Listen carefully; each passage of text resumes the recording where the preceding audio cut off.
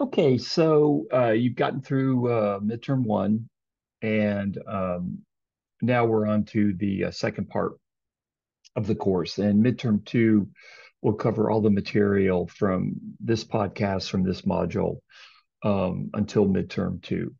So that's where we're at in the course. So basically, just to kind of give just to get you back on where we're at historically, it's the 1820s. Spanish Texas has now become Mexican Texas. It's still the southern boundary is the Nueces River. The Rio Grande is not the boundary of Texas yet. It's not going to be until 1848. And the big thing that's happened in Texas is, well, two, Texas has become Mexican territory, but the Mexican government allows the movement of Americans, white Americans, Anglos, into Texas, most notably and most famously Stephen F. Austin. And the Americans that are coming into Texas, the white Americans, if they can, they're bringing their enslaved with them. Why? Because what they want, and the reason that most Americans are coming into Texas, they want to grow cotton because cotton is the most valuable commodity on earth in the 1800s. It's like I said, it's the oil of the 1800s. It's in high demand. The prices of cotton they went up and down like oil goes up and down if you keep an eye on oil. But you could make fortunes off of cotton because of the global demand. All kinds of cloth is being produced by cotton, mass produced by cotton. And there's just an insatiable demand for cotton because you have these textile mills now that can mass produce this fiber. And as Americans, really beginning with Thomas Jefferson, as they look to Texas, especially East Texas, the area east of San Antonio, east of Austin, they see land that is uncultivated, that is some of the best land in North America for the cultivation of cotton. And they want to grab it.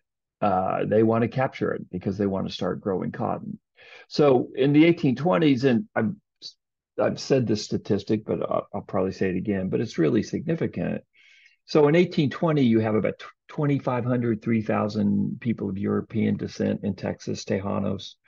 By 1836, just 15 years later, you have about 30,000, maybe just under Anglo-Americans in Texas, 5,000 slaves, twice as many slaves as Tejanos, and then about 2,500 Tejanos, something along those lines. So by 1836, Mexican Texas is more American, really, than it is Mexican, especially East Texas. San Antonio is still very much Mexican. But east of San Antonio, especially near the Gulf of Mexico, it's very, very Americanized. And I want to say something now about cotton and slavery. I talk a lot about slavery. I don't want to be too cold-blooded about slavery. It was an incredibly evil, incredibly inhumane system that was based on tremendous violence against the person of the slave. And it's a system that caused family separation. If you were born a slave, there was a 1 in 3 chance that you would be separated from your parents as a child. So family separation is very much central to the system of slavery, and there's nothing a parent could do about it because slaves were considered property. And I'm not trying to be cold-blooded here. I'm just trying to give you a sense of the reality.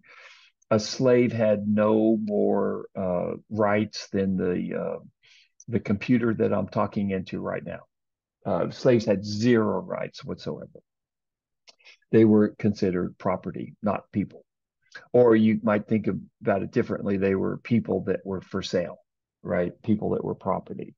It's a system where you have tremendous sexual violence against female slaves, again, with very, very little protection. Whippings were very much a feature of slave life. Separation of husbands from wives from husbands, very much part of the slave life. And even to this day, you've got folks that will say, well, come on, slavery wasn't that bad. My great grandpappy owned a slave. And all I would say is that slavery wasn't that bad. How come no white person in the history of the United States ever volunteered to be a slave? Really, come on. Slavery was horrific, horrific. It's a shame. It's a tragedy. It's a stain on our nation that still we struggle with to this very day and really into the foreseeable future. So I just wanted to get that out there. Okay. So I'm going to talk about slavery. I'm going to talk about it as a business. I'm going to talk about the that aspects of slavery. But I just want you to know that I'm completely aware of the human pain that's involved in slavery. So what you have is that Texas is becoming part of the global cotton economy beginning in the 1820s. And what I have here is a map and I'll post this on Canvas. And what you have beginning in 1810 when the slave trade from Africa is abolished. That was, I'm not going to test you on this, but in 1808 the slave trade from Africa was abolished. It was part of the deal when the Constitution was signed between the North and the South. What you have is a tremendous internal slave trade between upper South states such as Virginia and North Carolina, where slavery had existed from the 1600s. So what you had was a surplus of enslaved in the upper South.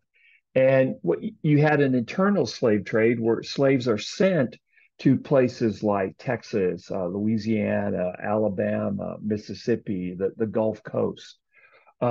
850,000 enslaved were moved from the Upper South to the Gulf South between, say, 1820 and 1860. An extraordinary figure, an extraordinary figure. And again, this is not something that was voluntary. The enslaved were forced to do it. Again, it involved family separation. It was quite brutal. And so this is the economy that Texas is beginning to become a part of, beginning in the 1820s, beginning in the 1820s, and then accelerates all the way up until the Civil War. I'm not going to test you on this next week, but I'll throw this out there. By 1860, there were nearly 200,000 slaves in Texas, and that's the origins of the very, very proud African community in Texas. So Texas has become part of that slave economy beginning in the 1860s. The Spanish had never really been into slavery in any big sense. There were very, very few slaves of African descent in Spanish Texas or Mexican Texas. That all changes in the 1820s. What I want to get across to you is that cotton equals slavery, slavery equal cotton.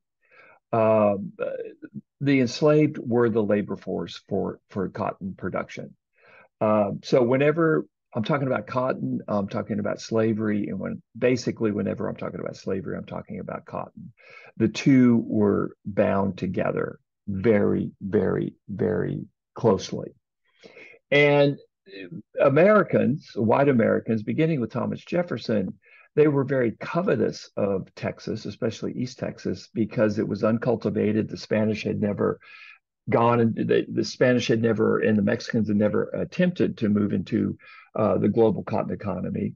And so, from the American point of view, as they looked to East Texas, they saw all this virgin land that was some of the richest cotton growing soil in the entire North American continent. And they were quite hungry for it. They really coveted Texas because of its potential for growing cotton. So, big picture, 1820s, an acceleration of Texas becoming part of the global cotton economy, helped by the decision of the Mexican government to allow empresarios to bring in settlers from the United States, and these white settlers brought in their enslaved.